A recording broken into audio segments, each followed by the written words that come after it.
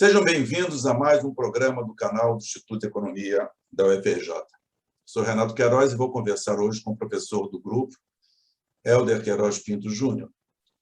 O tema baseia-se em um artigo que o Hélder escreveu no blog Infopetro, do GE, nesse mês de agosto, cujo título é Diferenças Estaduais do Comportamento dos Preços da Gasolina, nos casos do Rio de Janeiro e São Paulo. O professor Ronaldo Bicalli participa atrás dos bastidores, vamos dar um crédito na gravação e edição do vídeo do podcast. Muito obrigado, Ronaldo. Vale frisar também, antes de começar, que o artigo que o Hélder escreveu é baseado nos resultados da pesquisa para a monografia de graduação do Caíque Franklin Campos, monografia em Ciências Econômicas do Instituto de Economia. Foi apresentada agora em julho e o Hélder foi o orientador. Vamos começar. Tudo bem, Hélder? Como vai? Tudo bem, Renato. Bom dia. Prazer participar de mais um canal aqui, ancorado por você. Só para frisar também que o artigo do Infopetro, ao qual você fez referência, é coautoria com o Caíque, tá? Não foi só... Além de ter sido baseado no trabalho de pesquisa dele, muito bem sucedido, ele também, principalmente, foi praticamente o autor principal do artigo. Eu, como orientador, dei minha contribuição, evidente, a redação final também do artigo do Infopetro, mas ele é coautor também do artigo. Tá certo. Ô, Hélder, olha só, logo do início do artigo, vocês apontam que a pandemia do Covid-19 produziu impactos no mercado do petróleo, seus derivados, produziram impactos, sobretudo, na formação dos preços domésticos da gasolina. Você poderia falar um pouquinho dessa introdução sobre isso? Vamos lá. É claro que quando começa, digamos assim, a fase mais aguda das restrições referentes à pandemia, todas as commodities tiveram seus preços alterados. O petróleo talvez seja uma ilustração muito exemplar desse momento de altíssima volatilidade. Para que todos lembrem, teve até um episódio de preço negativo ali em dia 20 de abril de 2020, foi um episódio só, não se manteve negativo, não teria sentido econômico, questão de contratação do petróleo comercializado naquele momento. Mas, para vocês terem uma ideia, agora ele está num patamar de 75, 76 dólares, e desse período de março para cá, ele chegou a estar em 10 dólares, 13 dólares, 14 dólares. Então, a variação, né, a amplitude dessa volatilidade foi muito, muito acentuada no primeiro momento, porque o consumo, principalmente, de petróleo, né, e a carga processada de petróleo em todas as refinarias do mundo diminuiu bastante. Então, isso teve um impacto negativo. Depois, o preço foi sendo recuperado, diferentes tentativas de acordos de produção entre a OPEP primeiro e depois com o que se chama hoje OPEP+, que tem também uma participação importante da Rússia. Então, estão tentando, nesse momento, através de acordos de produção que são renovados, agora com uma periodicidade até bem curta, controlar de novo o comportamento dos preços, né? Então, a gente teve essas oscilações e provavelmente a gente vai falar daqui a pouco do impacto disso, né, nos preços dos combustíveis, né, dos derivados. Realmente, quer dizer, afinal, os critérios de formação dos preços derivados praticados pela Petrobras seguem a paridade com a cotação internacional de petróleo, os preços do petróleo. Daí essa inserção de vocês, essa pesquisa sobre isso. Agora, quais são os outros fatores? Vocês listam também outros fatores também que vocês levantaram para estudar essa diferença de preços, né, de câmbio, etc., etc., né? Então, o estudo ele é bem centrado numa pergunta que muita gente já tem até elementos interessantes de resposta, etc., que é a diferença estadual, regional, dos preços praticados. E chama atenção, e aí foi o foco do trabalho dos dados, das informações, da análise, a diferença que temos em duas metrópoles, né, como Rio e São Paulo. É claro que o preço, como você falou, o preço da Petrobras tem um alinhamento com o mercado internacional, mas depois, daí para frente, a gente tem toda a cadeia, né, de outros itens, né? Tem PIS, COFINS, CID, a carga tributária, a margem da distribuição, a margem da revenda, o custo do etanol. Então, todos esses componentes fazem com que, ao final, né, você tenha uma diferença importante entre o preço que sai do combustível que sai da Petrobras e o preço na bomba, né, se estivermos falando da gasolina. Né? Então, esse é o problema de quando a Petrobras aumenta, qual o efeito, né, que a gente denomina de transmissão de preços ao longo da cadeia, se ele é simétrico ou se ele é assimétrico. A tendência, muitos estudos têm mostrado que ele é assimétrico, mas essa assimetria ela também não é homogênea, né? Ela tem impactos diferenciados, como mostra o estudo, em diferentes estados. Né? Então, no caso do Rio e São Paulo, a gente chega até o último ponto onde o estudo vai, que é ali os dados até maio desse ano, 2021, o preço máximo praticado no Rio com relação ao preço máximo praticado em São Paulo, a partir da amostra do levantamento de preços realizado semanalmente pela ANP, dá R$ 1. Né? É uma diferença bastante significativa. No Rio estava, nesse momento, R$ 6,99, o famoso R$ 7 a gasolina, e em São Paulo, R$ 5,99, esse preço máximo. Então, você tem realmente uma diferença acentuada. Né? Se você quiser, a gente já pode adiantar que um dos elementos, sim, sim, como todo mundo sabe, é a questão do ICMS, que é bastante elevado no Rio de Janeiro e bem menor em São Paulo. Né? Mas tem outros elementos também que ajudam a explicar ou que, pelo menos, apontam novas pistas na direção de você buscar melhores elementos explicativos. Uma é a questão de se, em alguns estados, está tendo uma apropriação maior das margens, principalmente de revenda, por parte, uma ampliação das margens de revenda por parte dos postos revendedores, no caso do Rio de Janeiro. Isso, aparentemente, a gente tem indício que sim, mas essa apropriação de margem ela também revela um outro aspecto, né? Dado que o preço relativo no Rio de Janeiro, gasolina, etanol, gera muito pouco incentivo para o consumidor se abastecer o automóvel com etanol. Então, aqui a gente não tem um elemento de concorrência, digamos, interenergética, né, entre os dois combustíveis, etanol e gasolina.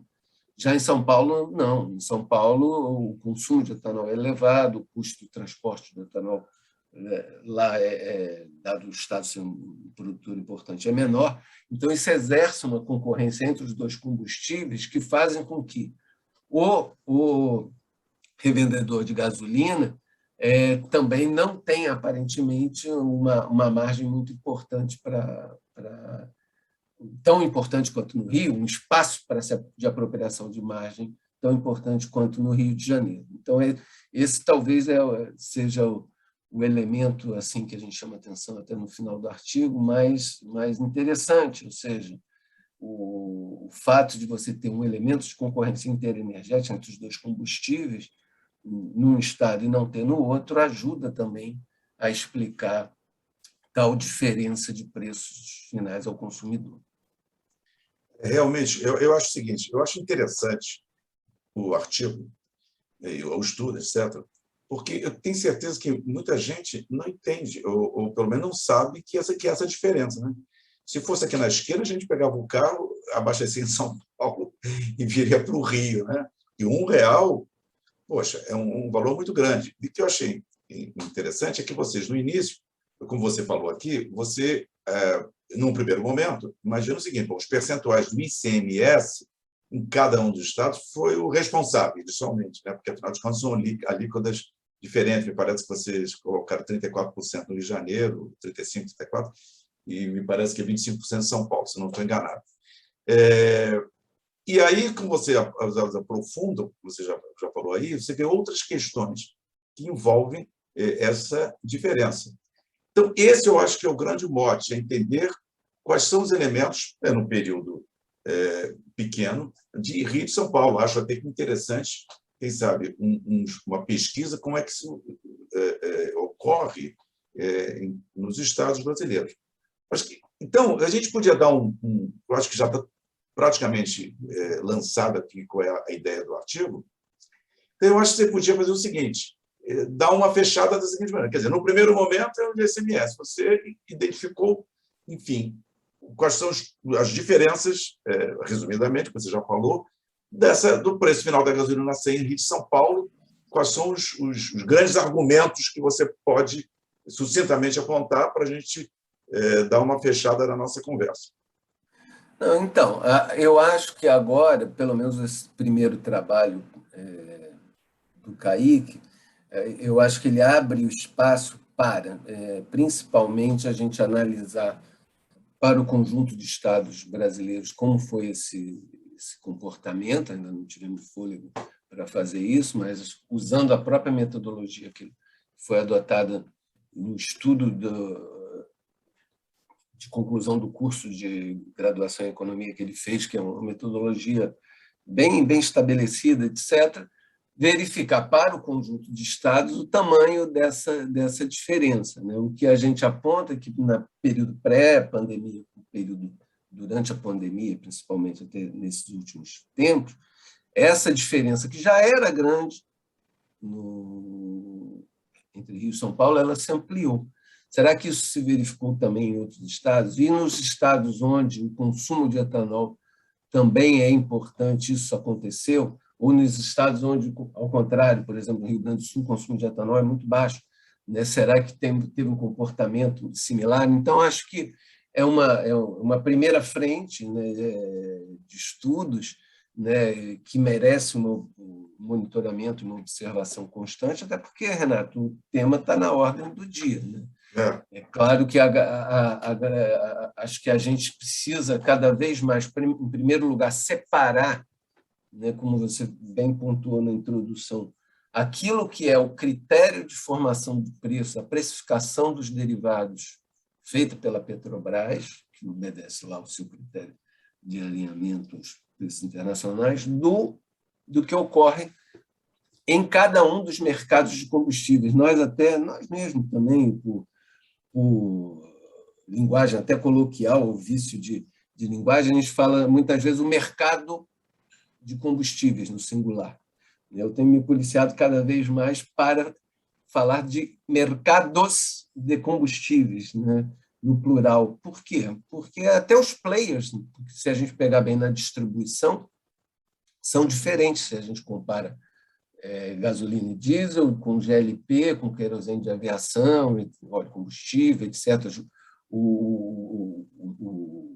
Em cada estado, você tem, no caso do GLP, um conjunto de empresas distribuidoras que são diferentes dos distribuidores de combustíveis automotivos, né? Então, isso é importante. A revenda também é diferente. No caso do GLP, o segmento de revenda tem uma capilaridade também muito grande no país todo, é diferente dos postos de gasolina e diesel, que a gente tratou mais no caso desse estudo. Então, por isso que é fundamental cada vez mais a gente ir identificando as propriedades e as características específicas desses mercados, né? E também depois discutir se é ou não legítimo ter uma política de preço específico para esse ou aquele derivado. No caso do GLP, por exemplo, né, que não foi tratado no estudo, mas, como você sabe, a gente tem estudado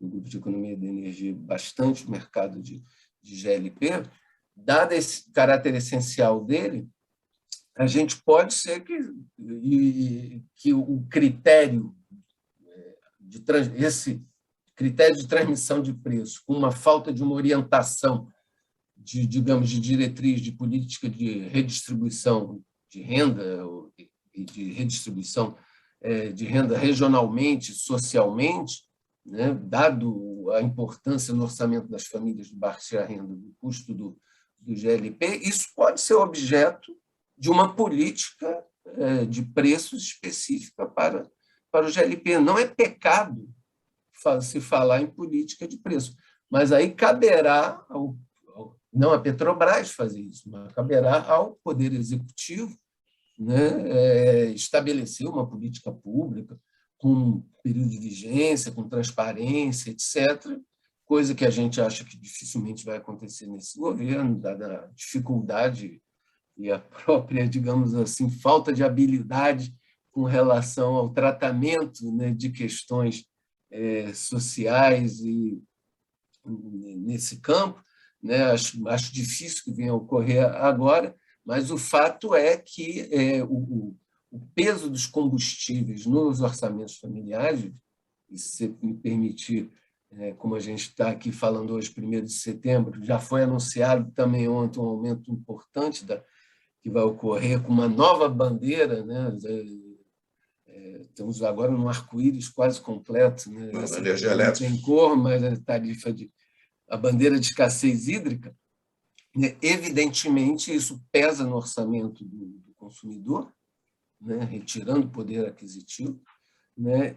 E pesa também na inflação, né? Embora a gasolina, né, voltando, né, não seja assim como o diesel, né? O diesel ele tem um impacto direto no conjunto global das mercadorias, dado até o nosso modal rodoviário. A gasolina é um produto que é consumido por uma parcela menor da população. No entanto, na cesta de bens que compõem os índices de preço do IBGE, ela tem um peso importante.